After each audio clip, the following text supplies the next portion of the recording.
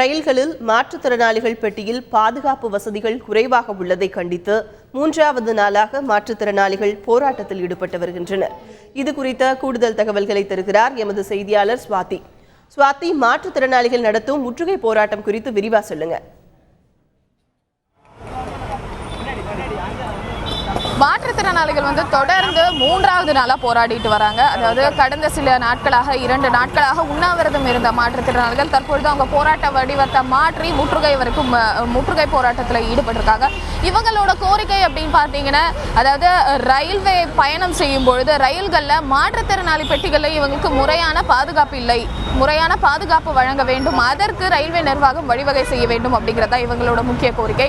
இது குறித்து மாற்றுத்திறனாளிகள், அதாவது தமிழ்நாடு மாற்றுத்திறனாளிகள் சங்கத்தை சேர்ந்து தீபக்கிடம் கூடுதல் தகவல் கேட்போம். சரி, இப்போ உங்களோட கோரிக்கை அப்படின்னு பார்த்தீங்கன்னா பாதுகாப்பு தேவை அப்படின்னு சொல்றீங்க. ஸோ உங்களுக்கு என்ன மாதிரியான பாதுகாப்பு இன்மையை நீங்க உணர்றீங்க? அதனால உங்களுக்கு என்னென்ன பிரச்சனை வருது? மேடம், நாங்கள் போகக்கூடிய மாற்றுத்திறனாளிகள் பெட்டியில் மாற்றுத்திறனாளி அல்லாதவர்கள், ரயில்வே ஊழியர்கள், ரயில்வே காவல்துறையினர் ஏறிக்கிறாங்க. ஏறிட்டதுக்கப்புறம் எங்களை நீங்கள் இதில் ஏறாதீங்கன்னு சொன்னாங்கன்னா உடனடியாக எங்களை கடுமையாக வசைபாடுறதும், என்னுடைய ஊனத்தை சுட்டி சுட்டி காமிக்கிறதும், தவறான வார்த்தைகள், தகாத வார்த்தைகள் பேசுறது, மது அருந்துறது, மாற்றுத்திறனாளி பெண்களை துன்புறுத்துறது, அவங்கள அடிக்க வர்றது. ஒரு டிரைவர் மாற்றுத்திறனாளி பெண்ணை அடிக்கவே வந்திருக்காரு.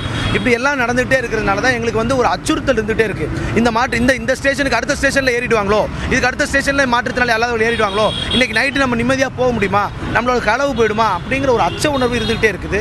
இதைத்தான் நாங்கள் எங்களுக்கு பாதுகாப்பின்மை இருக்குது.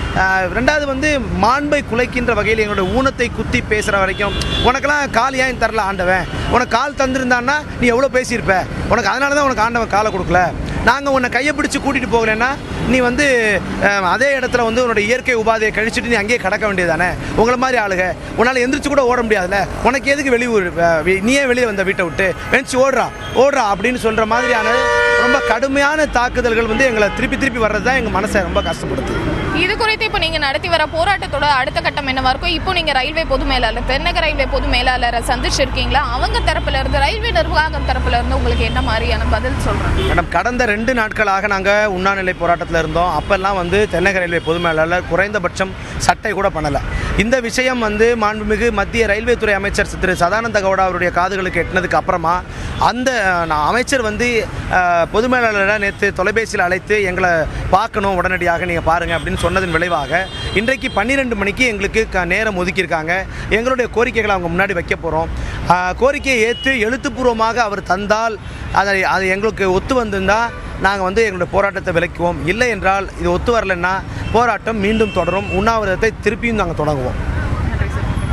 அதாவது மாற்றுத்திறனாளிகளை பொறுத்தவரை இவங்களுக்கு உண்டான அந்த ரயில்களில் பயணம் செய்யும் பொழுது அந்த பெட்டிகளில் முறையான பாதுகாப்பு வழங்கப்பட வேண்டும். அதே போன்று சிசிடிவி கண்காணிப்பு கேமராக்களும் பொருத்தப்பட வேண்டும். ஏன்னா பெண் மாற்றுத்திறனாளிகளுக்கு அப்போதான் பாதுகாப்பு இருக்கும் அப்படிங்கிற மாதிரி உணர்றாங்க. ஸோ அது போன்ற கேமராக்கள் பொருத்தப்பட வேண்டும். அதே மாதிரி மாற்றுத்திறனாளிகளுக்கு உள்ள இவர்களுடைய அனைத்து கோரிக்கைகளுமே கேட்கப்பட வேண்டும் அப்படிங்கிறதா இந்த மாற்றுத்திறனாளி போராட்டத்தினுடைய நோக்கமாக இருக்கு. ஸோ இன்னைக்கு பிற்பகல் 12 மணி அளவில் பொது மேலாளரை சந்திக்க இருக்காங்க. அந்த சந்திப்புக்கு பின்னர் இவங்களோட போராட்டத்தோட அடுத்த கட்டம் குறித்து தெரிய வரும். மாற்றுத்திறனாளிகளின் கோரிக்கை போராட்டம் குறித்த உங்களோட விரிவான தகவலுக்கு நன்றி ஸ்வாதி.